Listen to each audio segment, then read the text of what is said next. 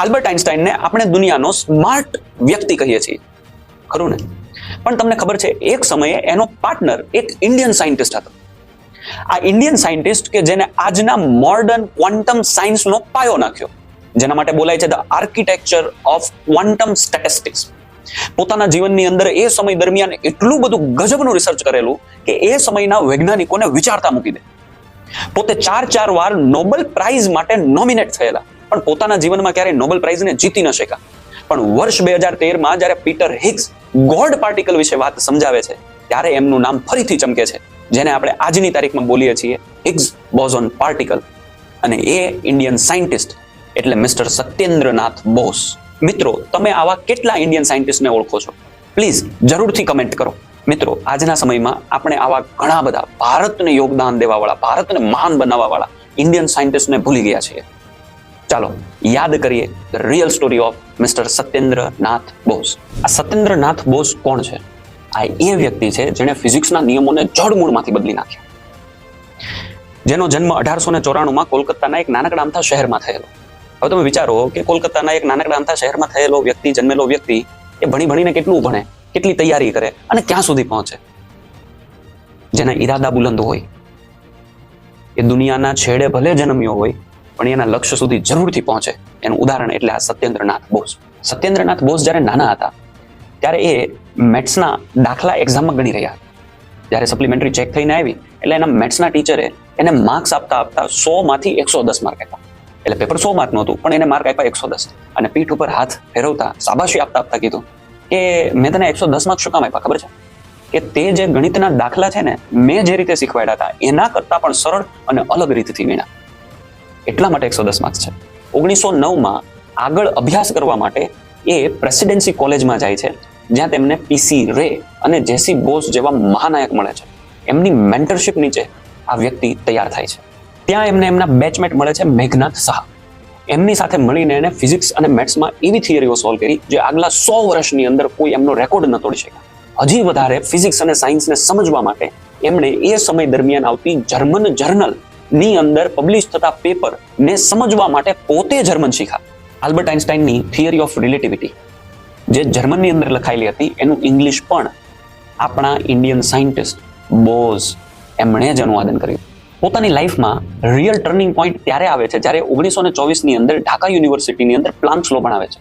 પ્લાન્ક્સ લો ભણાવતા એમને એવું લાગે છે કે કંઈક લોજિકની કમી છે, કોઈક ખામી છે થિયરીમાં. અને અહીંયાથી સર્જન થાય છે ક્વોન્ટમ સ્ટેટિસ્ટિકનું. માની લો કે મારી પાસે 2 કોઈન છે અને હું બંને કોઈનને ઉછાળું તો એની પોસિબલ આઉટકમ કેટલા મળે? બટ ઓબ્વિયસ છે 4 જ મળે. એક આઉટકમ મળે હેડ હેડ, એક આઉટકમ મળે ટેલ ટેલ, એક આઉટકમ મળે હેડ અને ટેલ, અને છેલ્લું આઉટકમ મળે ટેલ અને હેડ. બટ જો આ આઉટકમ્સને માઇક્રોસ્કોપિક લેવલે જોવામાં આવે તો બોઝના અનુસાર એ કોઈ ડિસ્ટિંક્ટ માર્બલ નથી, પણ એ અવ્યાખ્યાયિત છે, એટલે ઇનડિસ્ટિંગ્યુઝેબલ છે. એનો સરળ મતલબ થાય કે હેડ અને ટેલ અને હેડ એ બંનેના ભાવ અથવા તો પ્રભાવ એક જ છે. હવે સ્ટેટિસ્ટિક લેવલે આપણને કદાચ અત્યારે પણ આ વાત ન સમજાય, પણ એ સમય દરમિયાન એ સમજી શક્યા. અને એટલા માટે એમણે એક લેટર લખ્યો યુરોપના ગ્રેટેસ્ટ માઇન્ડ્સને, યુરોપિયન જર્નલે એમનો આ લેટર એટલે એમની આ થિયરીનો વિચાર એ એક્સેપ્ટ ન કર્યો. વિચારો, એ સમય દરમિયાન એ સમયના વૈજ્ઞાનિકો ને આ વાત માનવામાં નથી આવતી. પણ અહીંયા બોઝ અટકતા નથી. બોઝ હવે આ જ વાતને લઈને લેટર લખે છે આઇન્સ્ટાઈનને. વાત આવે છે 4 જૂન 1924. આઇન્સ્ટાઈનને સત્યેન્દ્રનાથ બોઝનો લેટર મળે છે. લેટર જુએ છે, વાંચે છે, એની સ્માઇલ. શું કામ ખબર છે? કારણ કે અનસોલ્વ મિસ્ટ્રી, અનસોલ્વ પઝલને આખરે એક ઇન્ડિયન સાયન્ટિસ્ટે સોલ્વ કરી દીધી. અને ત્યાંથી જન્મ થાય છે ધ ક્વોન્ટમ સાયન્સનો. ક્વોન્ટમ સાયન્સની અંદર હવે બદલાવની શરૂઆત થાય છે. અને એટલા માટે સત્યેન્દ્રનાથ બોઝને આપણે કહીએ છીએ the architecture of quantum statistics. ત્યારબાદ એમણે આપેલું પેપર એ આઇન્સ્ટાઈન જર્મનમાં અનુવાદ કરે છે, ટ્રાન્સલેટ કરે છે, પેપર પબ્લિશ કરે છે, અને એમના દ્વારા એક થિયરીની રજૂઆત થાય છે. તે થિયરીને કહેવામાં આવે છે બોઝ આઇન્સ્ટાઈન સ્ટેટિસ્ટિક્સ, જેમાં પાર્ટિકલના બિહેવિયરની વાત છે, એના નેચરની વાત છે. પોલ ડિરેક નામના એક સાયન્ટિસ્ટ હતા, જેમણે આ પાર્ટિકલનું નામ આપણા વૈજ્ઞાનિક એટલે કે ઇન્ડિયન સાયન્ટિસ્ટ પરથી રાખ્યું, જેને આજે આપણે બોલીએ છીએ બોઝોન પાર્ટિકલ. જ્યારે આઇન્સ્ટાઈન બોઝને મળ્યા ત્યારે એમને કોંગ્રેચ્યુલેટ કરતા કીધું કે you did a wonderful job, તમે બહુ મોટી શોધ કરી છે. બોઝે બહુ સહજતાથી જવાબ આપતા કીધું કે મેં તો બસ દ્રષ્ટિકોણ બદલીને, પરસેપ્શન બદલીને કેલ્ક્યુલેશનને થોડું ચેન્જ કર્યું છે, અલ્ટર કર્યું છે.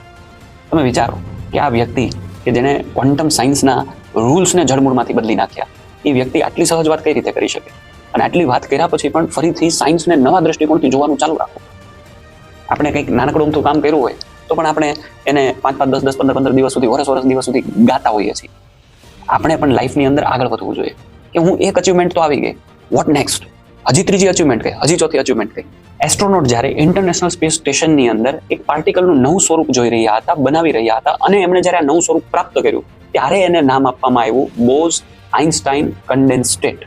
આ પણ એક આપણા માટે ખૂબ મોટી સિદ્ધિ છે. પણ અફસોસની વાત એ છે કે આ ઇન્ડિયન સાયન્ટિસ્ટને આપણે જાણતા પણ નથી, એમની સિદ્ધિઓ વિશે આપણને ખબર પણ નથી. સત્યેન્દ્રનાથ બોઝ એ રવિન્દ્રનાથ ટાગોરના મિત્ર પણ હતા. વૈજ્ઞાનિક તો હતા જ હતા, પણ એની સાથે એમનું માનવું હતું વિજ્ઞાનનો જન્મ આપણે જ્યાં છીએ તે આપણી માતૃભાષામાંથી જ થાય છે. કારણ કે માતૃભાષા જ આપણને સવાલ કરતા શીખવાડે છે. ભાષા છે તો સવાલ છે.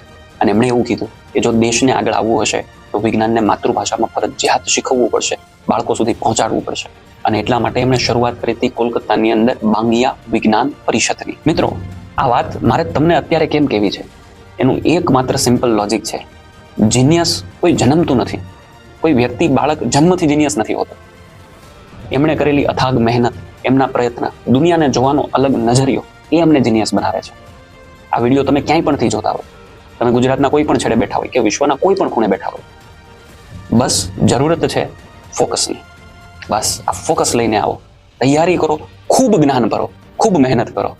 ઇન્ડિયાને આવા સાયન્ટિસ્ટની જરૂર છે.